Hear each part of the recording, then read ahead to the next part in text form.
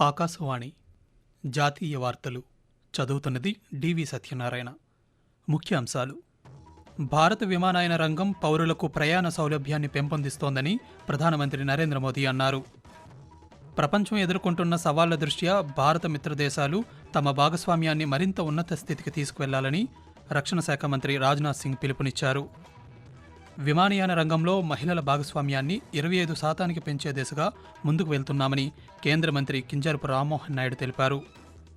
రానున్న 4 రోజుల్లో దేశంలోని పలు ప్రాంతాల్లో అతి భారీ వర్షాలు కురుస్తాయని భారత వాతావరణ శాఖ వెల్లడించింది. వార్తల వివరాలు: భారత విమానయాన రంగం విశేషమైన పరివర్తనను సాధిస్తూ పౌరులకు ప్రయాణ సౌలభ్యాన్ని పెంపొందిస్తోందని ప్రధానమంత్రి నరేంద్ర మోదీ అన్నారు. ఈ రోజు న్యూఢిల్లీలోని భారత మండపంలో జరిగిన పౌర విమానయానికి సంబంధించిన 2వ ఆసియా పసిఫిక్ మంత్రుల సదస్సులో ఆయన పాల్గొన్నారు. ఈ సందర్భంగా ప్రధానమంత్రి నరేంద్ర మోదీ అన్ని సభ్య దేశాలు ఢిల్లీ డిక్లరేషన్ను ఆమోదించాయని ప్రకటించారు. కాగా పౌర విమానయాన శాఖపై ఆసియా పసిఫిక్ మంత్రిత్వ శాఖల 2వ సదస్సును పౌర విమానయాన శాఖ మంత్రి కె రామ్మోహన్ నాయుడు నిన్న న్యూఢిల్లీలో ప్రారంభించారు. ప్రపంచం ఎదుర్కొంటున్న ప్రస్తుత సవాళ్ల దృష్ట్యా భారత మిత్రదేశాలు తమ భాగస్వామ్యాన్ని మరింత ఉన్నత స్థితికి తీసుకువెళ్లాలని రక్షణ శాఖ మంత్రి రాజ్నాథ్ సింగ్ పిలుపునిచ్చారు. జోధ్పూర్లో జరుగుతున్న బహుపాక్షిక వాయుసేన విన్యాసాల తరంగశక్తిలో ఈరోజు ఆయన పాల్గొన్నారు.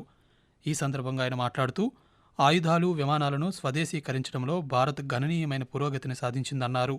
తేలికపాటి యుద్ధ విమానాలు, సెన్సార్లు, రాడార్లు, ఎలక్ట్రానిక్ వార్ఫేర్ వంటి రంగాలలో స్వావలంబన సాధించడంతో పాటు భారత్ 90 దేశాలకు రక్షణ పరికరాలను ఎగుమతి చేస్తోందని తెలిపారు.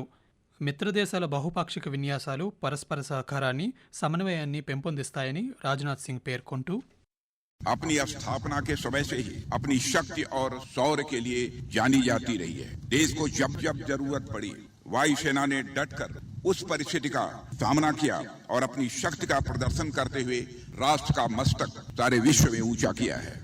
आप लोग पिछले कुछ दिनों से जो एक्सरसाइज कर रहे हैं वह बताता है कि इसके पीछे आपकी कितनी मेहनत, कितनी लगन और कितनी निष्ठा रही है। जब भी आवश्यकता होगी आप उम्मीदों से कहीं आगे बढ़कर राष्ट्र के लिए अपना शानदार प्रदर्शन करेंगे. మధ్యప్రదేశ్లోని దతియా జిల్లాలో కురుస్తున్న వర్షాల కారణంగా ఈరోజు గోడ కూలి ఒకే కుటుంబానికి చెందిన 7 మరణించారు. జిల్లా కలెక్టర్ సందీప్ మాకిన్ మాట్లాడుతూ కాల్కాపురా ప్రాంతంలో రాజ్గఢ్ కోటకు చెందిన 400 సంవత్సరాల నాటి గోడ కూలిపోవడంతో ఈ ఘటన జరిగిందని తెలిపారు. 2 కచ్చా ఇళ్లపై గోడ పడిందని, దీంతో ఒకే కుటుంబానికి చెందిన 9 మంది చిక్కుకుపోగా 2 వ్యక్తులను రక్షించామని తెలిపారు. కాగా ఈ ఘటనపై విచారం వ్యక్తం చేసిన మధ్యప్రదేశ్ ముఖ్యమంత్రి డాక్టర్ మోహన్ యాదవ్ మృతుల కుటుంబాలకు 4 లక్షల రూపాయల పరిహారం అందజేస్తామని ప్రకటించారు. విమానయాన రంగంలో మహిళల భాగస్వామ్యాన్ని 25% పెంచేందుకు చర్యలు తీసుకుంటున్నామని కేంద్ర పౌర విమానయాన శాఖ మంత్రి కింజరపు రామ్మోహన్ నాయుడు తెలిపారు. ఈరోజు న్యూఢిల్లీలో జరిగిన Asia Pacific ministerial conference on civil aviation కార్యక్రమంలో ఆయన మాట్లాడుతూ శక్తివంతమైన విమానయాన రంగం నిర్మాణంలో ఆసియా పసిఫిక్ భాగస్వామ్యాన్ని ఈ సమావేశం ప్రతిబింబిస్తుందన్నారు. ఈ రంగంలో మౌలిక సదుపాయాల కల్పన కోసం పెట్టుబడులను ఆహ్వానిస్తున్నామని, విమాన సేవలను సామాన్యులకు మరింత అందుబాటులోకి తీసుకువచ్చేలా ఉడాన్ వంటి పథకాలను ప్రవేశపెట్టామని మంత్రి వివరించారు. సౌకర్యవంతమైన అనుభూతిని ప్రయాణికులకు అందించేలా బయోమెట్రిక్ ఆధారిత డిజిటల్ సాధనం డిజియాత్ర వంటి ఆధునిక సాంకేతిక పరిజ్ఞానానికి విమానయాన రంగంలో శ్రీకారం చుట్టామని కేంద్ర మంత్రి తెలియజేశారు. It is my honor and privilege to extend our deepest gratitude to the Honorable Prime Minister of India, whose esteemed presence today endorses India's commitment to collaborative and integrated civil aviation. The importance of this platform can very well be understood by the fact that Asia Pacific has emerged as one of the fastest growing aviation markets globally, with forecasts suggesting that it will be the largest aviation market by 2035 with over 3.5 billion passengers traveling annually. Ayushman Bharat పథకం ప్రపంచంలోనే అతిపెద్ద ప్రజా ఆరోగ్య బీమా పథకమని Bharatiya Janata party Jharkhand రాష్ట్ర అధికార ప్రతినిధి ప్రతుల్ షా డియో అన్నారు. ఆర్థిక పరిస్థితితో సంబంధం లేకుండా 70 సంవత్సరాలు పైబడిన వారందరికీ ఆరోగ్య బీమా పథకం అందజేయడం పట్ల ఆయన హర్షం వ్యక్తం చేశారు. 70 సంవత్సరాలు అంతకంటే ఎక్కువ వయసు ఉన్నవారు సంవత్సరానికి 5 లక్షల రూపాయల వరకు వైద్య సేవలను పొందే సౌలభ్యం ఉంటుందని ఆయన వివరించారు. 6 కోట్ల మంది సీనియర్ సిటిజన్లతో సుమారు 4.5 కోట్ల కుటుంబాలకు ప్రయోజనం చేకూర్చడం ఈ పథకం లక్ష్యమని ప్రతుల్ షా తెలిపారు. ఆకాశవాణి జాతీయ వార్తలు వింటున్నారు. రానున్న 4 రోజుల్లో దేశంలోని తూర్పు, పశ్చిమ, ఈశాన్య, మధ్య ప్రాంతాలలో అత్యంత భారీ వర్షాలు కురుస్తాయని భారత వాతావరణ శాఖ వెల్లడించింది. బీహార్, ఒడిశా, జార్ఖండ్, నాగాలాండ్, మణిపూర్, మిజోరాం, త్రిపురలలో రేపు భారీ వర్షాలు కురిసే అవకాశం ఉందని పేర్కొంది. ఈ వారంలో మధ్య భారతదేశం, కొంకన్, గోవా, గుజరాత్లలో తేలికపాటి నుండి ఓ మోస్తరు వర్షాలు కురిసే అవకాశం ఉందని వాతావరణ విభాగం తెలిపింది. ప్యారిస్ పారా ఒలింపిక్స్లో పాల్గొన్న భారత బృందంతో ప్రధానమంత్రి నరేంద్ర మోదీ ఈరోజు సంభాషించారు. వివిధ క్రీడా విభాగాల్లో పతకాలు సాధించిన వారితో పాటు పాల్గొన్న వారిని కూడా ప్రధానమంత్రి అభినందించారు.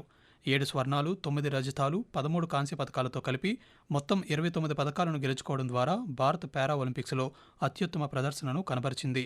ప్రధానమంత్రితో పాటు కేంద్ర క్రీడల శాఖ మంత్రి Mansukh Mandaviya, para Olympic committee of India president Devendra Jhajharia పాల్గొన్నారు. ఏవైనా ఆరోగ్య అత్యవసర పరిస్థితులు సంభవించినప్పుడు సమర్థవంతంగా ఎదుర్కొనేలా దేశాన్ని సంసిద్ధం చేయడం లక్ష్యంగా నీతి ఆయోగ్ ఒక నివేదికను విడుదల చేసింది.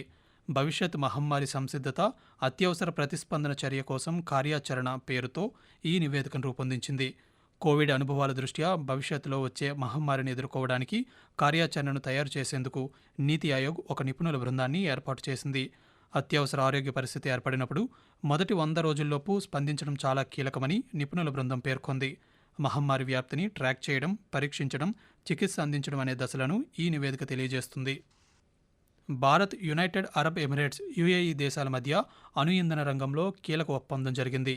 Nuclear power corporation of India NPCIL managing director Bhuvan Chandra Pathak, nuclear energy corporation ENEC managing director, chief executive officer Mohamed Al Ahmadi ఈరోజు ఢిల్లీలో ఒప్పందంపై సంతకాలు చేశారు.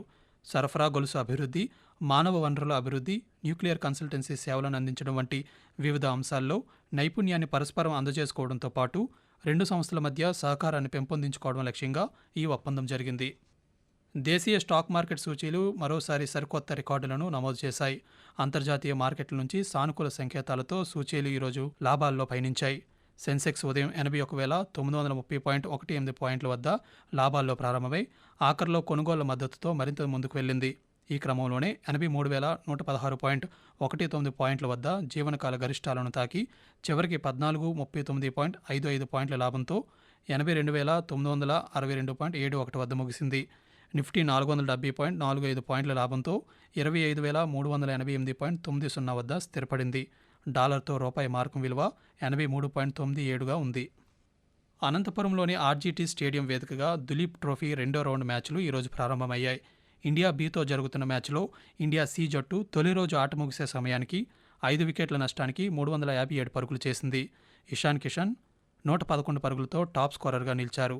ఇండియా బి బౌలర్లలో ముఖేష్ కుమార్ 3, నవదీప్ సైని, రాహుల్ చహర్ చెరో వికెట్ తీశారు. మరోవైపు ఇండియా డితో జరుగుతున్న మ్యాచ్లో ఇండియా ఏ మొదటి రోజు ఆట ముగిసే సమయానికి 8 వికెట్ల నష్టానికి 288 పరుగులు చేసింది. తమిళనాడులోని రామనాథపురం జిల్లా పంబన్ వద్ద 535 కోట్ల రూపాయలతో నిర్మిస్తున్న రైల్వే వంతెనను ప్రధానమంత్రి నరేంద్ర మోదీ అక్టోబర్ 2వ తేదీన ప్రారంభించనున్నారు. దేశంలోనే అతి పొడవైన ఈ వంతెన నిర్మాణ పనులు త్వరలో పూర్తి కానున్నాయి. తమిళనాడు రాష్ట్రంలో ఆగ్నేయ దిశగా బంగాళాఖాతంలో పాక్ జలసంధి ప్రాంతంలో ఈ పంబన్ రైల్వే వంతెన ఉంది. జాతీయ వార్తలు ముగించే ముందు ముఖ్యాంశాలు మరోసారి. భారత విమానయాన రంగం పౌరులకు ప్రయాణ సౌలభ్యాన్ని పెంపొందిస్తోందని ప్రధానమంత్రి నరేంద్ర మోదీ అన్నారు. ప్రపంచం ఎదుర్కొంటున్న సవాళ్ల దృష్ట్యా భారత మిత్ర దేశాలు తమ భాగస్వామ్యాన్ని మరింత ఉన్నత స్థితికి తీసుకువెళ్లాలని రక్షణ శాఖ మంత్రి రాజ్నాథ్ సింగ్ పిలుపునిచ్చారు. విమానయాన రంగంలో మహిళల భాగస్వామ్యాన్ని 25% పెంచే దిశగా ముందుకు వెళ్తున్నామని కేంద్ర మంత్రి కింజరపు రామ్మోహన్ నాయుడు తెలిపారు. రానున్న 4 రోజుల్లో దేశంలోని పలు ప్రాంతాల్లో అతి భారీ వర్షాలు కురుస్తాయని భారత వాతావరణ శాఖ వెల్లడించింది. ఆకాశవాణి జాతీయ వార్తలు ఇంతటితో సమాప్తం.